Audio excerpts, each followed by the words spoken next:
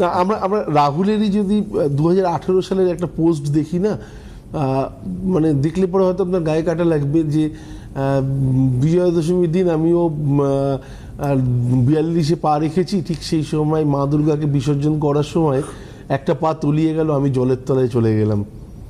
তো 42-ই তো চলে গেল না।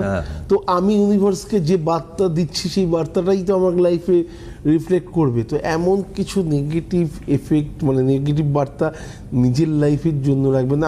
আমরা প্রত্যেকে খুব মানে গভীরভাবে মর্মাহত সত্যি। হ্যাঁ, হয়তো আমাদের খুব পরিচিত লেভেলে কিন্তু খুব পরিচিত মুখ আমাদের কাছে নিশ্চয়ই। তো এবং যাকে দেখে আমরা বহু আনন্দ পেয়েছি বা যে সময়টাতে দেখেছি সেই সময়টা খুব ভালো মতো মানুষের কাছে সাড়া ফেলেছিল। তো তার জন্য হয়তো আলোচনার খানিকটা আমার মনে হয় ওনাকে নিয়ে রাখা উচিত ছিল এবং তার জন্যই রাখলাম। তো নেগেটিভ আপনি তো রাখেন সবসময়, কারেন্ট অ্যাফেয়ার্সে তো আপনি রাখেন, ইরানের যুদ্ধও বলেন যেমন, তেমন আমেরিকার দাদাগিরিও আপনি বলেন।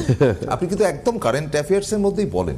আপনি আপনার এই বক্তব্যগুলোর বৈশিষ্ট্য যেটা বাইরে আজকে খেলা আজকেই হয়তো সেটা নিয়ে আলোচনা করে বেরিয়ে গেলেন একদম।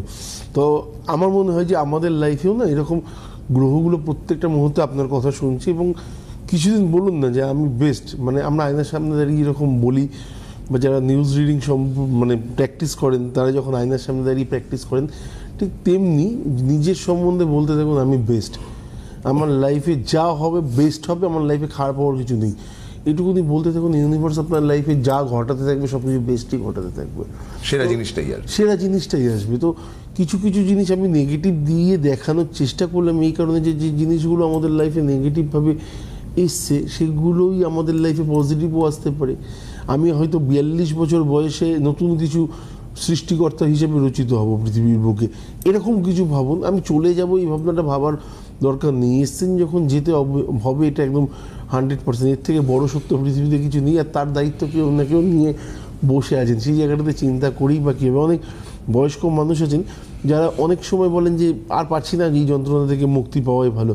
ব্যাপারটা হচ্ছে বলে তো আলটিমেটলি কোনো লাভ নেই, যখন টাইম আসবে তখন অবশ্যই যাবে। তবে কিছুদিন আগে আমি একটা জিনিস খুব ভালো উপলব্ধি করেছি যে আমি একজন ডাক্তারবাবুর কাছে গেছি, সেখানে নয় করে 88 ইয়ার্স ওল্ড একজন লেডি আসেন এবং তার মুখে কিছু কথা শুনে না নিজেকে অনেক ইন্সপায়ারিং লাগলো। মানে ওনার মধ্যে যে তাগিদটা রয়েছে, যেটা হচ্ছে ডাক্তারবাবু ভীষণ ভালো। ডাক্তারবাবু জিজ্ঞাসা করলেন যে কেমন আছেন, বললো ডাক্তারবাবু এমনিতে কোনো প্রবলেম নেই, উঠে দাঁড়াতে পারছি না, হাঁটু দুটোতে প্রবলেম আছে।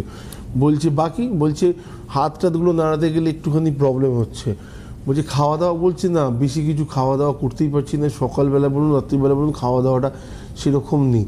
বলছে তাহলে, বলছে না এমনিতে আমার সমস্ত কিছু ঠিক আছে, এমনি সামনে কোনো ভয়, হ্যাঁ এমনি সামনে কোনো ভয়ের কিছু নেই তো। বলছে মাথা টাথা ব্যথা বা বুকে ব্যথা, বলছে বুকের পাঁজরগুলোতে মাঝে মধ্যে ব্যথা হচ্ছে বাবা, মানে উনি বাবা বাবা বলে বলছেন ডাক্তারবাবুকে, এমনি বুকের পাঁজরটাতে মাঝে মধ্যে ব্যথা হচ্ছে, কিন্তু এমনিতে আমার অন্য কিছু কোনো সমস্যা নেই, খুব তাড়াতাড়ি চলে যাবো না তো, থাকবো তো আরও কিছুদিন পৃথিবীতে। তো এটা হচ্ছে ব্যাপার যে আমি আরও কিছুদিন থাকি, দেখে নিই পৃথিবীতে কী আছে, চলে গেলে তো চলে যাওয়াই হবে। তো এটা কোনো মজা নয়, এটা একদম চোখের সামনে দেখেছি তার জন্য বললাম। তো 88 ইয়ার্স মানে প্রায় আর 12 বছর পরে 100 হবে। আমি চাই যে উনি আরও 12 বছর বাঁচুক এবং বেঁচে উনি নিজের জায়গাটা দেখে যাক, এবং আরও 100 বছরের উপরেই বাঁচুক। তো যাই হোক।